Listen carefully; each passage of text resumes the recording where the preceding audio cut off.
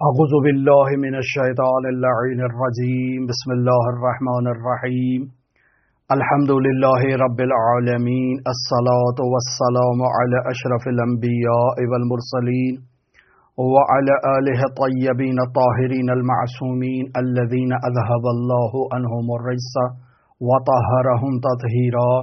اللهم صل على محمد وآل محمد اللهم اخرجنا من الظلمات الوهم وأكرمنا بنور الفهم اللهم افتح علينا أبواب رحمتك وانشر علينا خزائن علومك برحمتك يا أرحم الراحمين السلام على الحسين وعلى علي بن الحسين وعلى أولاد الحسين وعلى أصحاب الحسين. عزیزان محترم، نہایت اہم موضوع بچے کی تربیت کے عنوان پر گفتگو کر رہے ہیں. بیان ہوا کہ اس موضوع کو 3 مراحل میں تقسیم کیا جاتا ہے. البتہ ہم نے جب ان گفتگو کا آغاز کیا تو ہم صرف دوران حمل بچے کی تربیت کے موضوع پر گفتگو کرنا چاہتے تھے، لیکن اس موضوع کو توسیع دیا اور بچے کی نطفہ ٹھہرنے سے پہلے تربیت کے مراحل، نطفہ ٹھہرنے کے بعد تربیت کے مراحل، اور اب اس دنیا میں بچے کی ولادت کے بعد اس کی تربیت کے مراحل پر گفتگو.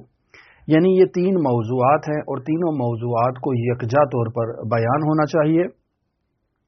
ہم نے بیان کیا کہ کسی باقاعدہ کتاب سے ان موضوعات کو بیان نہیں کر رہے، اس وجہ سے چونکہ ہمارے پاس وقت بھی نہیں ہے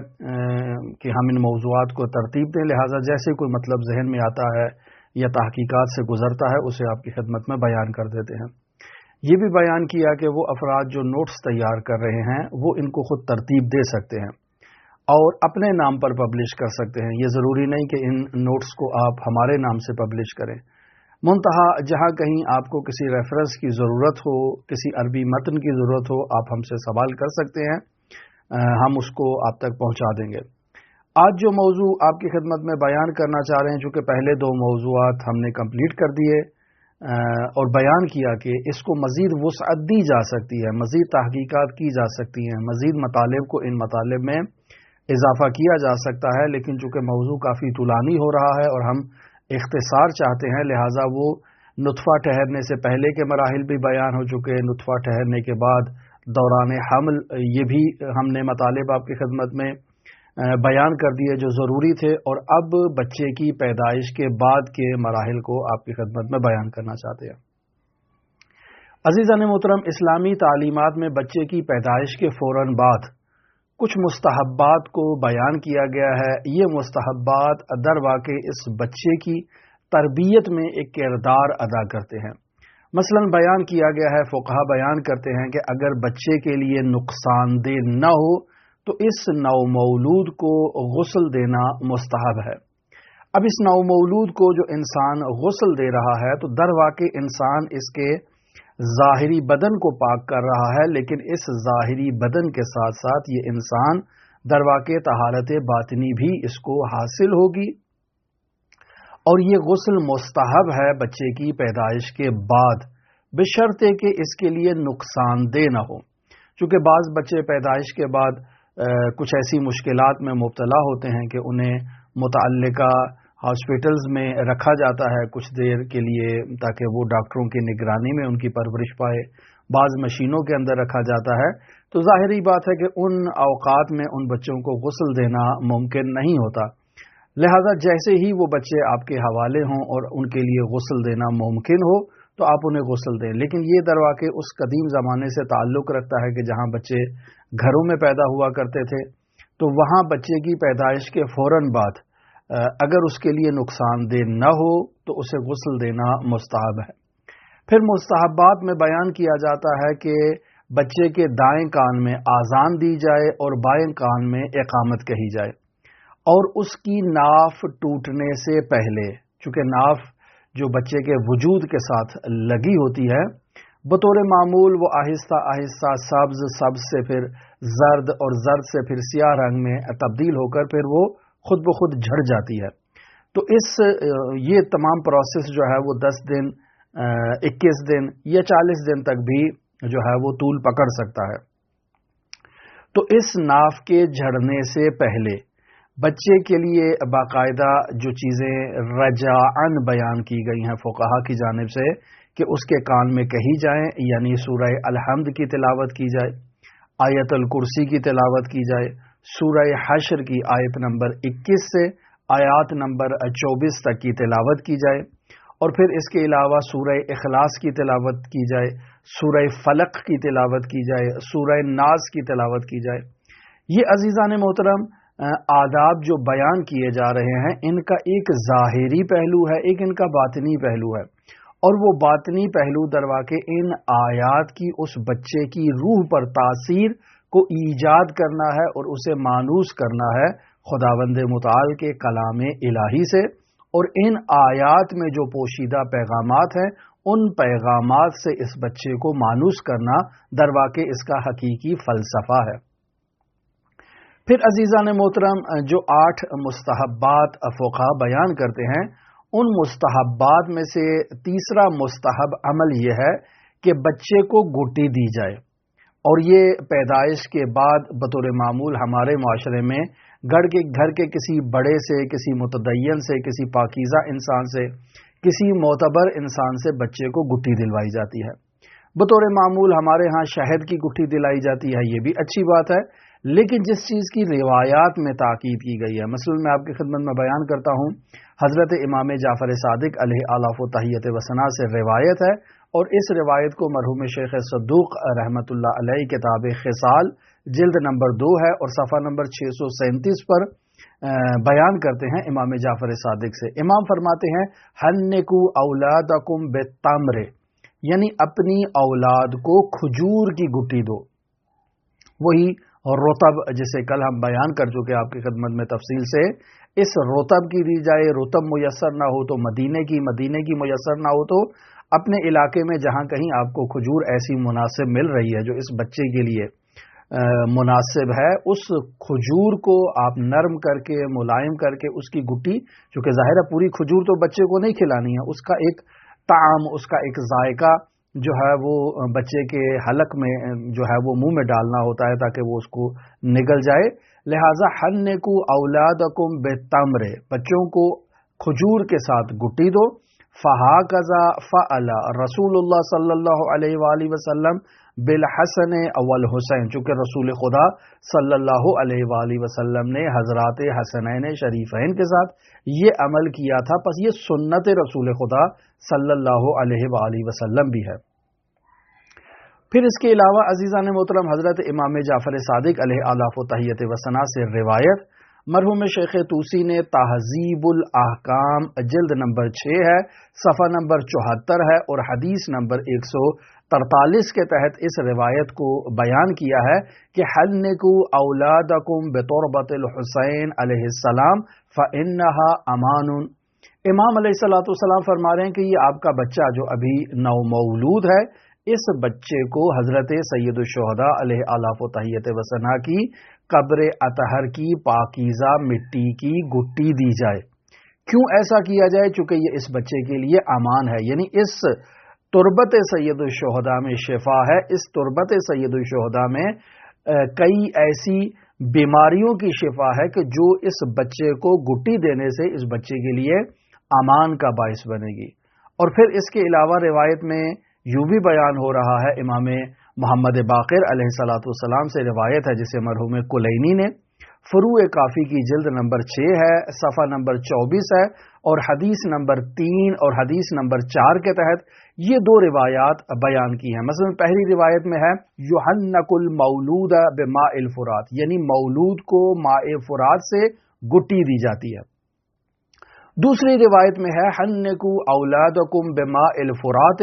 وبتربت قبر الحسین علیہ السلام فإن لم یکن فبماء السماء، یعنی امام محمد باقر علیہ الصلوۃ والسلام ارشاد فرما رہے ہیں کہ اپنے بچوں کو آب فرات سے اور حضرت سید الشہداء علیہ آلاف و تحیت و ثنا کی قبر اطہر کی مٹی سے گٹی دو، یعنی یہ پانی آب فرات لیا جائے اور اس آب فرات کے اندر جو ہے وہ ایک معمولی سی مقدار، ایک چونٹی کے سر کے جو برابر جو مٹی آتی ہے اتنی مقدار میں اس پانی کے اندر مکس کر کے یہ آپ اس بچے کو گٹی دیں یا اس بچے کو یہ پلائیں۔ پھر امام علیہ الصلوۃ والسلام فرما رہے ہیں کہ فَإِن لَمْ يَكُنْ، اگر آب فرات آپ کو نہیں مل رہا، فَبِمَاءِ السَّمَاءِ، تو آسمان کے پانی سے آپ اس بچے کو گٹی دے سکتے ہیں، یعنی تربت سید الشہداء کو اس آسمان کے پانی میں مکس کر کے اس بچے کو کھلائی جائے۔ حضرت سید الاوصیاء امیر المؤمنین علی ابن ابی طالب علیہ آلاف و تحیت و ثنا سے یہ روایت نقل ہوتی ہے کہ حضرت فرماتے ہیں کہ اگر کوفی لوگ اپنی اولاد کو آب فرات سے گٹی دیتے تو یہ کوفیوں کے بچے ہمارے شیعہ ہو جاتے۔ کیوں؟ چونکہ یہ آب فرات خود ایک نہر مؤمن ہے، جو اس سے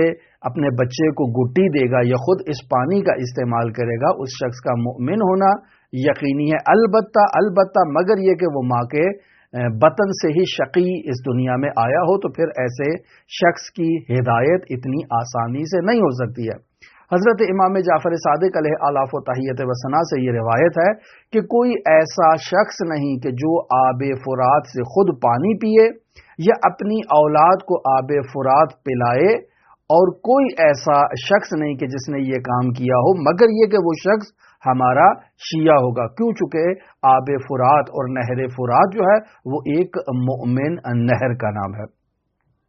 بس عزیزان محترم، اسلامی تعلیمات میں گٹی سے متعلق جو چیزیں نظر آ رہی ہیں وہ یہ ہے کہ تربت سید الشہداء، کھجور اور آب فرات، ان تین چیزوں سے بچے کو گٹی دینی چاہیے۔ شہد بھی اگر آپ بچے کو کھلائیں تو وہ بھی ٹھیک ہے، لیکن اس کی ہم نے روایت بیان نہیں کی۔ اس کے علاوہ اگر آب زمزم آپ کے پاس ہے تو وہ بھی آپ کھلا سکتے ہیں، لیکن ان سب چیزوں کو مخلوط بھی کر سکتے ہیں۔ بالآخر سب چیزوں کا ایک ایک حصہ جو ہے وہ بچے کے حلق میں اگر دیا جائے ابتدائی ولادت پہ تو یہ اقدام انجام دیا جا سکتا ہے۔ پھر عزیزان محترم، چوتھے نمبر پر جو مستحبات میں فقہا بیان کرتے ہیں وہ یہ ہے کہ جس دن آپ کے ہاں بچے کی پیدائش ہو رہی ہے، ولادت ہو رہی ہے، آپ اس دن اس بچے کا ولیمہ کریں، یعنی اس بچے کی پیدائش پر خوشی کا اہتمام کریں اور گھر میں کھانا اطعام کریں، لوگوں کو بلائیں۔ اسے ہی ولیمہ کہتے ہیں کہ یہ بچے کی پیدائش پر لوگ آ کر آپ کے گھر سے کھانا تناول کریں۔ لیکن اگر آپ فوراً اسی دن اس کام کو انجام نہیں دے سکتے تو اس میں کچھ دن تاخیر بھی کی جا سکتی ہے، اس تاخیر میں کوئی حرج نہیں ہے۔ پھر مستحبات میں یہ چیز بیان کی جاتی ہے کہ جس دن بچے کی پیدائش ہو رہی ہے اس دن سے 7ویں دن کے بعد بچے کے سر کے بالوں کو منڈوانا ہے، یعنی اس کے سر کے بال تراشنا ہے، بشرطے کہ یہ سر کے بال تراشنا بچے کے لیے نقصان دہ نہ ہو۔ پھر ان بالوں کو جمع کرنا ہے اور ان بالوں کے وزن کے برابر چاندی یا سونا اسے صدقہ دینا ہے، جو ہے وہ مستحق مؤمنین میں دیا جائے۔ سوال یہ پیدا ہوتا ہے کہ ہمارے معاشرے میں بچے کے سر کے بال جب تراشے جاتے ہیں، کاٹے جاتے ہیں تو ایک بودی رکھ لی جاتی ہے، ایک سر کا کچھ حصہ جو ہے وہ چھوڑ دیا جاتا ہے، وہاں کے بال جو ہے وہ نہیں مڈوائے جاتے۔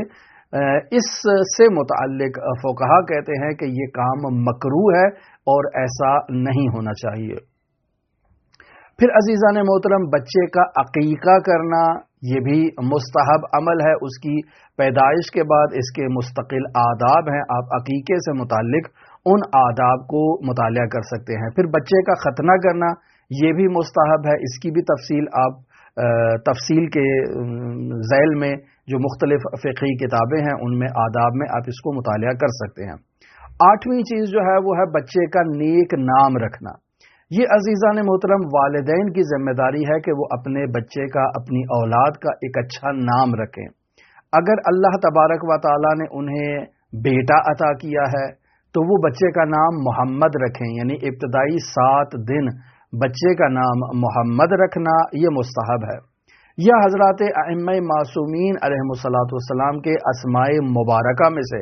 القاب مبارکہ میں سے، اوصاف میں سے کوئی ایک نام انتخاب کر کے اس بچے کے لیے اس کو تجویز کیا جائے اور وہ نام اس بچے پر رکھا جائے۔ لیکن اگر بیٹا نہیں ہے، بیٹی ہوئی ہے تو حضرت صدیقہ طاہرہ فاطمہ زہرا سلام اللہ علیہا کا نام گرامی بچے کے لیے رکھنا مستحب ہے۔ یا حضرت صدیقہ طاہرہ کے القاب اور اوصاف میں سے کوئی چیز انتخاب کی جائے اور بچی کو اس نام سے مخاطب قرار دیا جائے، یا صالحہ پاکیزہ مؤمنہ خواتین کے ناموں میں سے کسی نام کا انتخاب کیا جائے۔ یہاں روایت نقل کرتا ہوں، حضرت امام جعفر صادق علیہ الصلوۃ والسلام سے روایت کو مرحوم کلینی نے کافی کی جلد نمبر 6 ہے صفحہ نمبر 18 پر اس روایت کو بیان کیا ہے۔ امام علیہ الصلوۃ والسلام ارشاد فرماتے ہیں، لا یولد لنا ولد الا سمیناہ محمدا، کہ ہمارے گھر میں کوئی ایسا بچہ پیدا نہیں ہوتا تھا مگر یہ کہ ہم اس بچے کا نام محمد رکھتے تھے۔ فَإِذَا مَضَى لَنَا سَبْعَةَ أَيَّامٍ، اور جب 7 دن اس بچے کی پیدائش کے بعد ہمارے لیے گزر جاتے تھے، فَإِنْ شِئْنَا غَيَّرْنَا، ہم اگر چاہتے اس کا نام محمد نہیں رکھنا چاہتے تھے تو غیرنا، ہم اس کا نام تبدیل کر دیا کرتے تھے۔ وَإِنْ شِئْنَا تَرَكْنَا، اور اگر ہم چاہتے تو اس بچے کا نام محمد ہی رہنے دیتے تھے۔ اب آپ دیکھیں ہمارے معاشرے میں بچوں کے نام طولانی رکھے جاتے ہیں، مثلا محمد حسن، محمد حسین، محمد باقر، محمد جعفر، محمد کاظم، محمد علی، اس طرح کے جو ہے وہ 2 نام ہمارے ہاں معاشرے میں، بعض جگہ پہ 3 نام، بعض جگہ پہ 4 نام جو ہے وہ رکھے جاتے ہیں، مثلا سید محمد علی رضا نقوی، اس طرح کے 4-5 نام ملا کر جو ہے وہ رکھے جاتے ہیں۔ تو در واقع یہ ہمارے بر صغیر کی ایک جو ہے وہ رسم ہے، لیکن اگر آپ ایرانی معاشرے میں دیکھ لیں تو ایرانی معاشرے میں 1 سے زائد نام جو ہے وہ بچے کا نہیں رکھا جاتا۔ ہمیں یاد ہے ہم کم میں جب تازہ ایران آئے تھے تو حرم حضرت فاطمہ معصومہ سلام اللہ علیہا میں مرحوم آیت اللہ العظمی شیخ محمد تقی بہجت فومنی سے وہیں مسجد بالا سر میں ملاقات ہوئی۔ مرحوم آیت اللہ بہجت نے مجھ سے میرا نام پوچھا کہ آپ کا نام کیا ہے، تو میں نے ان سے کہا کہ میرا نام سید محمد موسیٰ رضا نقوی ہے۔ تو پھر وہ کہتے ہیں کہ تقی نقینہ داری، یعنی اس نام کے آگے اور کوئی چیز نہیں ہے، یعنی انہوں نے ایک مزاحیہ انداز میں اس چیز کو پوچھا، چونکہ یہ چیز ایران میں مرسوم نہیں ہے۔ ایران میں ایک ہی نام رکھا جاتا ہے، مثلا محمد ہے، مثلا مہدی ہے، مثلا علی ہے، زیادہ تفصیلی نام نہیں رکھا جاتا۔ ایک ان کا نام ہے، پھر اس کے بعد اس کی کاسٹ ہے، لیکن نام تو اس کا ایک ہی ہے، اس کو نام ہی سے مخاطب کیا جاتا ہے۔ تو محمد ہے، علی ہے، حسن ہے، حسین ہے، جعفر ہے، ایک ہی نام رکھتے ہیں، زیادہ نام نہیں رکھتے، مرکب نام نہیں رکھتے، جو ہمارے بر صغیر میں جو ہے وہ حضرات کی وجود برکت سے جو ہے وہ استفادہ کرنے کے لیے مرکب نام، ترکیبی نام ہمارے معاشرے میں رکھے جاتے ہیں، اور یہ ہمارے معاشرے کا ایک حسن ہے۔ لہذا عزیزان محترم، امام جعفر صادق علیہ الصلوۃ والسلام فرما رہے ہیں کہ لا یولد لنا ولد،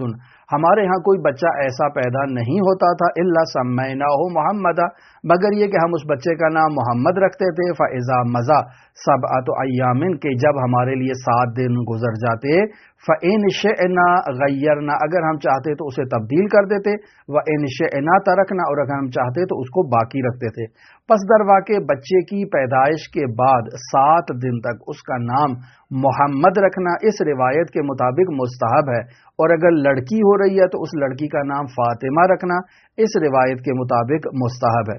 اب یہاں فقہا ایک قید بھی لگاتے ہیں، ایک نوٹ بھی لگاتے ہیں، اور وہ یہ ہے کہ البتہ یہ اس نوٹ سے پہلے میں آپ کی خدمت میں یہ بات بیان کر دوں کہ ہم، اگر آپ کو یاد ہو تو نطفہ ٹھہرنے کے بعد عورت کے رحم میں جو جنین بننا شروع ہوا ہے، اس جنین کو بیٹا قرار دینے کے لیے ایک عمل ہم نے بیان کیا تھا، اور بیان کیا تھا وہاں پر کہ اگر انسان چاہتا ہے کہ اس کے ہاں بیٹا ہو تو وہ باقاعدہ خود اور اس کی زوجہ قبلہ رخ ہو کر کھڑے ہوں اور باقاعدہ آداب کے ساتھ آیت الکرسی کی تلاوت کریں، اور وہ مرد اپنی زوجہ کے پیٹ پر اور رحم پر ہاتھ رکھ کر اللہ تبارک و تعالیٰ کی بارگاہ میں یہ عہد کرے کہ اگر پروردگار اگر اس مولود کو، اس جنین کو بیٹا قرار دے گا تو میں اس کا نام محمد رکھوں گا۔ تو اب اگر انسان نے ایک ایسا عہد خداوند متعال کی بارگاہ میں کیا ہے تو اسے اس نام کو تبدیل نہیں کرنا۔ اگر اس نام کو تبدیل کیا جائے گا تو وہاں ہم نے بیان کیا تھا چونکہ اس نے اللہ کے ساتھ شرط کی ہے اور اس شرط کی خلاف ورزی کی ہے، لہذا وہ مولود باقی نہیں رہے گا۔ تو یہاں جو کہا جا رہا ہے کہ ان شئنا غیرنا، اگر ہم چاہتے ہیں تو اس کا نام تبدیل کر دیتے ہیں، یہ وہ نام ہے جو بچے کی پیدائش کے بعد رکھا جا رہا ہے۔ وہ پیدائش سے پہلے رکھا جا رہا ہے، نطفہ ٹھہرنے کے بعد رکھا جا رہا ہے، اور وہ درواقع خداوند متعال سے ایک ایگریمنٹ ہے کہ یہ جو